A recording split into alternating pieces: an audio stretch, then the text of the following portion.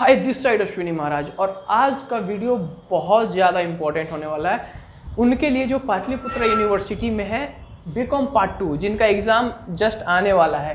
Specialise account honours paper है, important है। तो इम्पॉर्टेंट है इस कारण से ये लेक्चर भी बहुत ज़्यादा इम्पॉर्टेंट है, ठीक है। तो आज हम Pataliputra university BCom part 2 specialise account की वैसे क्वेश्चन को हिट करेंगे, वैसे क्वेश्चन, क्योंकि इस वीडियो बनाने में और ये क्वेश्चन बनाने में रिसर्च लगा है और आप मेक श्योर रहिए कि क्वेश्चन यहीं से आएगा जो हम बता देंगे, इससे अलग क्वेश्चन नहीं आने जा रहा है। लेकिन ये हालांकि स्पेशलाइज अकाउंट है, अकाउंट्स का ऑनर्स पेपर है, तो थोड़ा सा टफ है। तो इसको कैसे सॉल्व करना है, किस क्वेश्चन को हमको सॉल्व करना है, किसको छोड़ के चलना है, इस टॉपिक में हम लोग बात करेंगे। क्योंकि सारे क्वेश्चन को सॉल्व करना, ये अभी एग्जाम टाइम में सारे क्वेश्चन को पढ़ लेना पॉसिबल नहीं है। तो हमको किस क्वेश्चन पे ज़्यादा फोकस करना है, कौन आएगा उस पर ज़्यादा फोकस करना है, इस पे हम बात करेंगे। और हिट क्वेश्चन तो एकदम है ही भाई, मान के चलो। तो वीडियो तो एकदम धांसू होने जा रहा है आज का।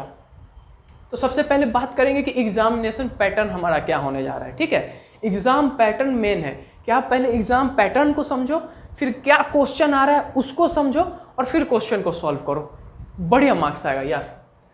तो सबसे पहले 100 मार्क्स का हमारा एग्जाम होगा। कितने मार्क्स का? 100 मार्क्स का, जिसमें जो क्वेश्चन नंबर 1 है ना, क्वेश्चन नंबर 1 कंपलसरी होता है सारे स्टूडेंट के लिए। जो भी स्टूडेंट एग्जाम देंगे उनको क्वेश्चन नंबर 1 सॉल्व करना ही करना है, ठीक है। तो क्वेश्चन नंबर 1 में होता क्या है? तो क्वेश्चन नंबर 1 में हमारा 1 to 10 MCQ होता है। 1 to 10 MCQ होता है, जो कि एक MCQ 2 मार्क्स के होते हैं। एक MCQ कितने मार्क्स के होते हैं भाई? 2 मार्क्स के। तो 10 MCQ 20 मार्क्स के हुए। तो ये जो तो 20 मार्क्स है आपका, 20 मार्क्स, ये तो आपका कंपलसरी है भाई, ये तो कंपलसरी है। और इसको अभी हम ज़्यादा ध्यान में रखेंगे नहीं, इसको अभी हम ज़्यादा MCQ पर दिमाग अपना दौड़ाएंगे नहीं। क्यों नहीं दौड़ाएंगे? क्योंकि कितनों खराब एग्जाम जाएगा ना, तो 5-6 MCQ तो यार सबका सही जाता है, इसमें कोई दो शक नहीं है। तो इस पे अभी हमको ज़्यादा दिमाग नहीं लगाना है, दिमाग लगाना है हमको 80 नंबर पे कि इस 80 नंबर को हम कैसे गेन करें। ये जो हमारा 80 नंबर है इसको कैसे गेन करें, तो इसी 80 नंबर पर आज हम विशेष डिटेल करेंगे। और हिट क्वेश्चन मतलब समझ लो कि यार आएगा ही आएगा, ठीक है। तो बाकी बच जाते हैं 9 क्वेश्चन। बाकी आपका कितना क्वेश्चन बच जाता है? 9 क्वेश्चन। और टोटल आपको बनाने कितने होते हैं? एनी 5 क्वेश्चन आपको सॉल्व करने रहते हैं, जिसमें क्वेश्चन नंबर 1 कंपलसरी है। तो बचते को 4 क्वेश्चन, सिर्फ 4 क्वेश्चन है जो आपको सॉल्व करने होते हैं, ठीक है। इस 9 क्वेश्चन में से कोई 4 क्वेश्चन आपको सॉल्व करने होंगे, ठीक। और वो 4 क्वेश्चन बता देंगे इसमें, मतलब ये नहीं बोल देना कि पेपर लीक हो गया, ऐसा नहीं है। मतलब एक्सपीरियंस के बेस्ड पे कि हाँ क्वेश्चन यहीं से आता है, यहीं से मतलब पाटलिपुत्र यूनिवर्सिटी अपना क्वेश्चन उठाती है। और आज तक हम जितना बताएं वो गलत नहीं हुआ है, क्वेश्चन सब सही जाता है, एकदम आ भी जाता है यार। तो एकदम बिलीव करके चलना है, ये बात आप बिलीव करके चलना है। तो पैटर्न समझो, ये जो 9 क्वेश्चन है ना, इस 9 क्वेश्चन में बहुत अगर गुस्सा करेगा ना पाटलिपुत्र यूनिवर्सिटी, पूरा गुस्सा से फायर हो जाएगा कि बच्चा का पूरा फाड़ के रख देना है, तो बहुत देगा तो 4 गो प्रैक्टिकल देगा। बहुत क्या को देगा? तो 4 गो प्रैक्टिकल क्वेश्चन देगा, 5 गो थ्योरी देगा। 5 गो क्या देगा? थ्योरी देगा। बहुत गुस्से आएगा तो 4 गो देगा, 4 गो से ज़्यादा प्रैक्टिकल नहीं देगा। 4 से ज़्यादा प्रैक्टिकल नहीं देगा भाई, 4 से ज़्यादा प्रैक्टिकल नहीं देगा, हम देख चुके हैं। और नहीं तो 3, नहीं तो कितना प्रैक्टिकल देगा? 3 प्रैक्टिकल देगा, ठीक है। तो वो हम चैप्टर बताएंगे अभी आपको, जहां से प्रैक्टिकल क्वेश्चन आने की 110% संभावना है, 110%। तो पहले तो आप ये समझो कि प्रैक्टिकल क्वेश्चन कहाँ से आएगा। तो नंबर वन आपका एक चैप्टर है issue of share and debenture, ठीक है। इस चैप्टर से अगर नहीं आए तो बैड लक है, लेकिन आप 90% मान के चलिए कि इस चैप्टर से तो आएगा ही आएगा आपका प्रैक्टिकल क्वेश्चन, ठीक है। और बहुत इजी चैप्टर है, उसमें से सिर्फ इशू ऑफ शेयर से, डिवेंचर से मतलब कम ही चांस है, लेकिन आप मान के चल सकते हैं। लेकिन इशू ऑफ शेयर से आएगा, और इशू ऑफ शेयर से ज़्यादा कोई फास्ट मतलब ईजी है ही नहीं यार। इशू ऑफ शेयर में आपसे क्या पूछ सकता है, ठीक है? एप्लीकेशन, अलॉटमेंट, एप्लीकेशन पूछेगा, अलॉटमेंट पूछेगा, फर्स्ट कॉल पूछेगा, फाइनल कॉल। ये तो एंट्री सबको पता है, इतना तो एंट्री भाई सबको पता है। इसमें बहुत गुस्सा आएगा तो दो चीज़ और आपको जोड़ देगा। पहला, calls in arrear, calls in arrear, calls in arrear plus री इशू ऑफ शेयर, री इशू ऑफ शेयर। ठीक है, तो इशू ऑफ शेयर में application, allotment, first call, final call, ये सबको पता है। ठीक है, और उसमें आपको कॉल्स इन एरियर और री इशू ऑफ शेयर जोड़ देगा। प्रोराटा आने के बहुत कम चांसेस है, प्रोराटा आने के बहुत कम चांसेस है। तो आप समझ के चल सकते हैं कि इशू ऑफ शेयर में आपसे यहीं से क्वेश्चन पूछ सकता है, और जो कि हिट है, ये प्रैक्टिकल क्वेश्चन में आने की 90% संभावना है। अगर नहीं आते हैं तो आपका बैड लक है। ठीक है, आपका, हमारा, सबका बैड लक है, आने के पूरे संभावना है। दूसरा वो क्वेश्चन, प्रैक्टिकल क्वेश्चन कहाँ से पूछ सकता है, तो दूसरा आपको डिप्रिसिएशन, डेप्रिसिएशन एक चैप्टर है, ये 12th का है, ये 11th का है। डेप्रिसिएशन चैप्टर है, इससे भी प्रैक्टिकल आने के पूरे संभावना है। नहीं आता है तो फिर बोले आपका बैड लक है, लेकिन आएगा। प्रैक्टिकल क्वेश्चन अगर वो कहीं से उठा सकती है ना पाटलिपुत्रा यूनिवर्सिटी, तो वही 1-2 चैप्टर है। बाकी कुछ एक चैप्टर है जो टफ है, तो उससे प्रैक्टिकल पूछने के संभावना नहीं रहते हैं। Got it? तो एक डेप्रिसिएशन चैप्टर है कि डेप्रिसिएशन आपको बोल देगा कि डेप्रिसिएशन निकालिए, और कुछ एक मशीनरी अकाउंट जैसे हो गया, तो ये सब आपको अकाउंट खोलने के लिए बोल देगा। तो ये दो तो प्रैक्टिकल हिट है। दूसरा मे बी होल्डिंग और सब्सिडियरी है ना, होल्डिंग और सब्सिडियरी, होल्डिंग और सब्सिडियरी जो है, इससे प्रैक्टिकल आ सकते हैं। हम नहीं बोलेंगे कि 100%, लेकिन अगर प्रैक्टिकल आगे बढ़ाए तो इससे प्रैक्टिकल आ सकते हैं। ठीक है, क्वेश्चन का थोड़ा सेट एक और हम देख लेते हैं।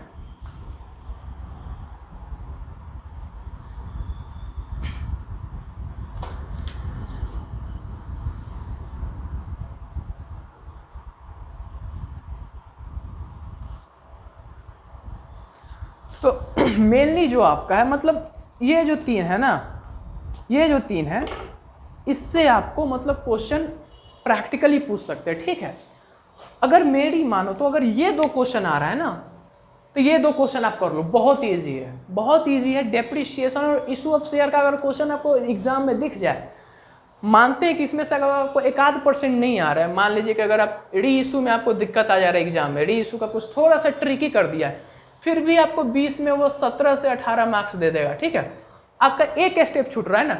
डेप्रिसिएशन में मान लीजिए कोई अकाउंट में बैलेंस BD-CD में या कहीं से भी कोई दिक्कत आ गया, तो 20 में आपको 16-17 के आसपास दे ही देगा। एक आध स्टेप गलत होगा तो एक आध स्टेप का ही नंबर वो काटेगा। ठीक है, पूरा नंबर नहीं काटता है। तो टोटल क्वेश्चन कितने बनते हैं? एक तो आपका ये MCQ बन जाएगा, एक इशू ऑफ शेयर और डेप्रिसिएशन। दूसरी बात, जिसको इशू ऑफ शेयर और डेप्रिसिएशन पर पूरा कमांड है ना, अगर इस दोनों का थ्योरी भी आता है तो आदमी, हम बोलेंगे कि इस दोनों का तुम थ्योरी लिख के आओ। ठीक है, थ्योरी कैसे लिख के आओगे? तो इशू ऑफ शेयर में तो सबसे आप पहले डिस्क्राइब कर दो कि इशू ऑफ शेयर है क्या। ठीक है, और मेनली क्या होता है, कंटेंट चाहिए और 3-4 पन्ना चाहिए यूनिवर्सिटी को लिखने के लिए। तो आप application, allotment, first call, final call, सबका डिफाइन करो, सबके एग्जाम्पल के साथ। कॉल्स इन एरियर, जितना आपको इसका शब्द पता है ना, वर्ड पता है, सबको डिफाइन करो एग्जाम्पल के साथ। तो इसी में आपको तो 3-4 पन्ना आराम से निकल जाएगा with variety of content. Same condition, depreciation को डिफाइन करो, डिप्रिसिएशन का एग्जाम्पल डालो, खुद से एक क्वेश्चन बनाओ। तो इससे अगर आप, ये दोनों से तो क्वेश्चन आएंगे ही आएंगे, या तो प्रैक्टिकल आए, नहीं तो आपको थ्योरेटिकल आए। थ्योरेटिकल आने के बहुत कम चांसेस है। तो ये दोनों क्वेश्चन आपका तो हिट है, ये 2 आएगा ही, एक MCQ। 3 क्वेश्चन, बाकी जो 2 क्वेश्चन है थ्योरी का, बाकी जो 2 क्वेश्चन थ्योरी का है, वो कहाँ से पूछ सकता है, तो वो अभी हम लिखवाएंगे कि ऐसा कौन सा थ्योरी का क्वेश्चन है।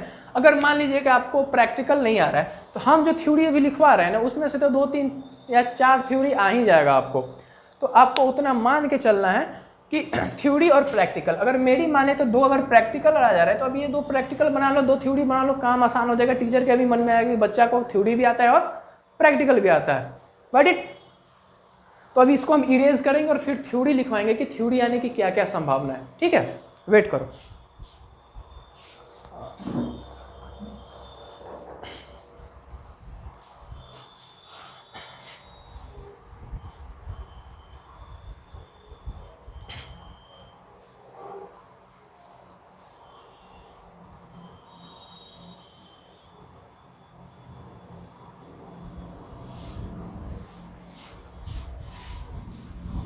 टाइम है अभी हमारे पास।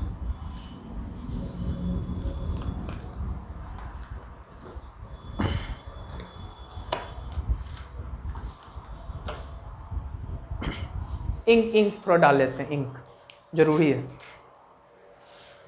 हाँ देखो यार, फिर बोले इस चीज़ का तो हम कोई चार्ज लेते नहीं, तो आपका फ़र्ज बनता है कि आप सब्सक्राइब करिए, दोस्तों में शेयर करिए, लाइक करिए, तब तो चैनल का ग्रोथ हो पाएगा ना। ठीक है, मानते हैं कि ये न्यू चैनल है, हमने नया स्टार्ट किया है कोविड के ये मतलब 10-15-20 दिन जो जब से आप देख रहे हैं तभी से स्टार्ट किए हैं, इससे पहले ऑफलाइन चलता था। तो आपका फ़र्ज बनता है कि आप थोड़ा सा इसको फैलाएं। ठीक है, पहला VVI क्वेश्चन जो कि आने की पूरी संभावना है। ठीक है, थ्योरेटिकल में, क्योंकि इससे प्रैक्टिकल नहीं पूछेगा एग्जाम में। अगर इससे प्रैक्टिकल पूछेगा तो समझिए कि आपका बैड लक है, टफ चैप्टर है, तो इसे थ्योरेटिकल ही पूछता है, इससे थ्योरेटिकल ही पूछता है। एक सेकेंड, नंबर 1 क्वेश्चन लिखते चलो भाई, माइक। क्वेश्चन नंबर 1 दिख रहा है, चलो। What do you understand by amalgamation? What do you understand by amalgamation? Amalgamation. What do you understand by amalgamation? Explain its objective. Explain its objective. Explain its objective, advantage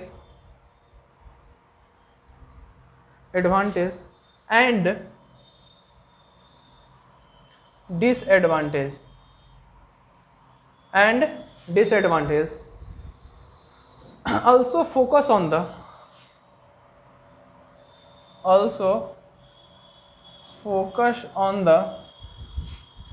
nature of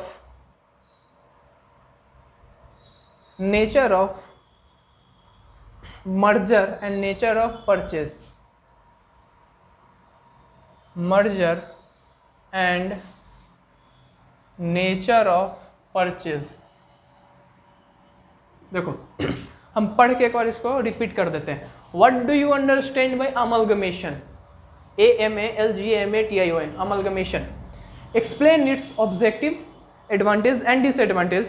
Also focus on the nature of merger and nature of the purchaser. Number 1 question आने की पूरी संभावना है। ठीक है, इसी में से मतलब हो सकता है सिर्फ आपसे what is amalgamation, advantage disadvantage पूछ ले, उसके जगह पर या तो मर्जर नेचर पूछ ले, लेकिन इसी में से जो आएगा आपको इसी में से आएगा। ठीक है, और ये हिट क्वेश्चन है, VVI, इसको आप VVI मान के चलिए, अमलगमेशन से ये। Question number 2, what do you understand by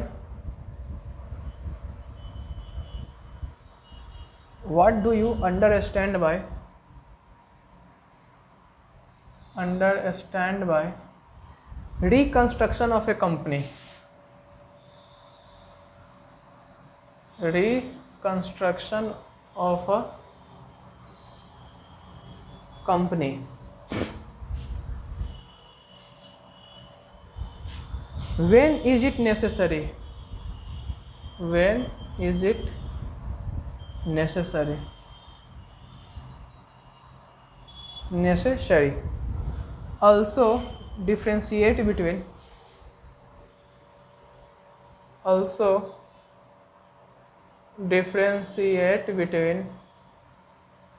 Also differentiate between internal and external reconstruction. Internal and external reconstruction. पढ़ के बता दें। What do you understand by reconstruction of a company?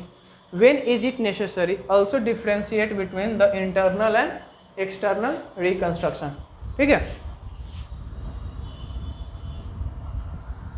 Next question number 3, define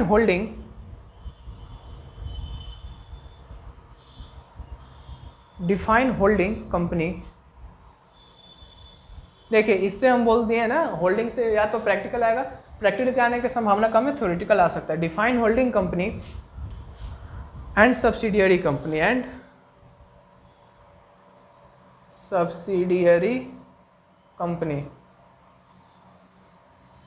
and subsidiary company.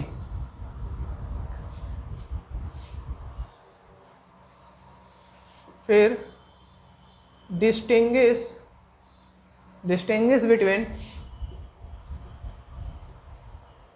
Holding and subsidiary company. ठीक है, फर्क एक और बता दें आपको, define holding company and subsidiary company, distinguish between holding company and subsidiary company. ठीक है, इसी में और करके क्वेश्चन आ सकता है आपको, what is consolidated balance sheet. Consolidated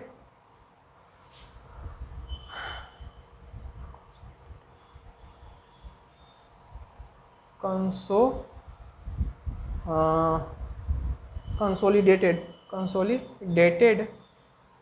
balance sheet, what is consolidated balance sheet and how it's prepared,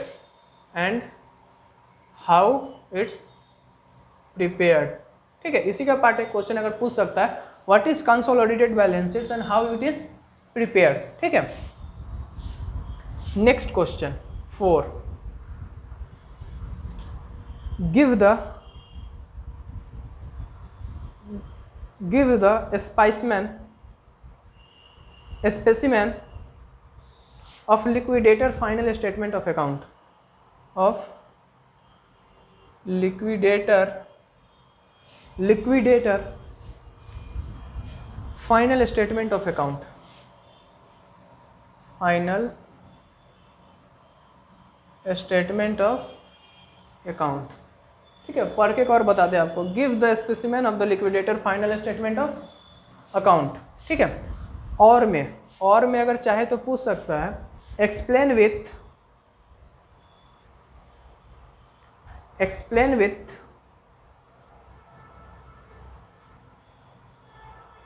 imaginary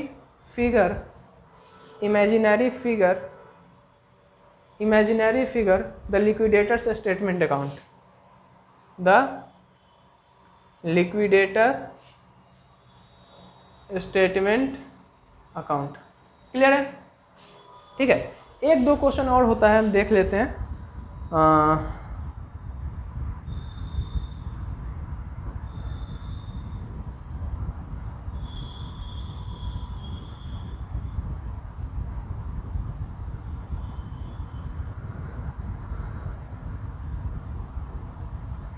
एक क्वेश्चन आपको और पूछ सकता है, एक क्वेश्चन आपसे और पूछ सकता है। ठीक है, हम ऊपर का मिटा दे रहे हैं, यहाँ पे एक और क्वेश्चन आएगा आपका, question number 5। Question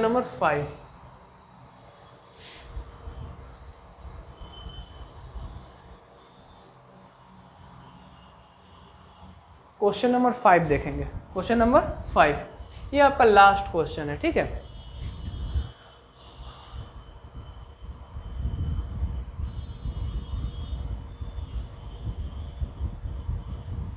what is double account system? What is double account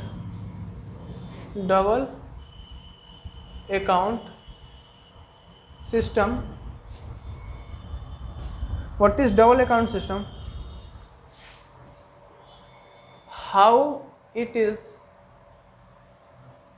different from double entry system? How it is different from double entry system? ठीक है, what are its silent feature?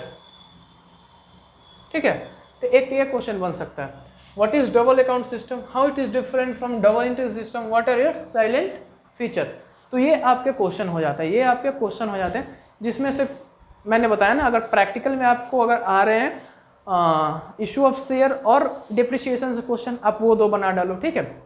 इसमें से अगर हम बोले तो आप इसमें से आप कोई जो आपको इजी लगे, जो आपको इजी वन लगे, हालांकि अगर होल्डिंग एंड सब्सिडियरी से आता है क्वेश्चन तो आप इसको सॉल्व करिए, आप इसको थ्योरी में लिखिए, या फिर अगर आपका अमलगमेशन से भी आप थ्योरी बना सकते हैं। प्रैक्टिकल थोड़ा टफ है, आई अंडरस्टैंड, लेकिन आप बना सकते हैं। या फिर इसको जो मैंने अभी थ्योरी लिखा है ना, इसमें से कोई 2 थ्योरी 3 थ्योरी आपको आएंगे ही आएंगे। और जो मैंने प्रैक्टिकल बताया, डिप्रिसिएशन कोई तोफ नहीं, डिप्रिसिएशन से नॉर्मल क्वेश्चन आएगा आपको, ठीक है। या तो WDV से आ जाएगा या SLM मेथड, SLM या WDV, इसी मेथड से डिप्रिसिएशन से क्वेश्चन आएंगे। रिटेन डाउन वैल्यू मेथड एक होता है ना डिप्रिसिएशन में, है बहुत पढ़ना, लेकिन आ सकता है। हिट यही है, STRAIGST, स्ट्रेट लाइन और रिटेन डाउन, इसी 2 में से डिप्रिसिएशन से आ सकता है तो बहुत सारे, लेकिन आएंगे इसी से, ठीक है।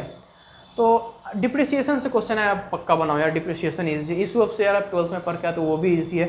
हालांकि उसमें आपको नॉर्मली अगर मान लीजिए कि कहीं कॉल्स इन एरियर चला गया या फिर री इशू हो गया, तो वहाँ पे अगर एक आध स्टेप आप छोड़ भी देते हो तो ज़्यादा नहीं, आपका 1-2 नंबर ही काटेंगे, ठीक है। नंबर आपको 17-18 मिल जाएगा, उतना काफ़ी है। और जो मैंने थ्योरी लिखा है उसी में से कोई 2-3 तो आना ही है, ठीक है। तो तब तक के लिए गुड बाय, बहुत मेहनत लगा है, सपोर्ट।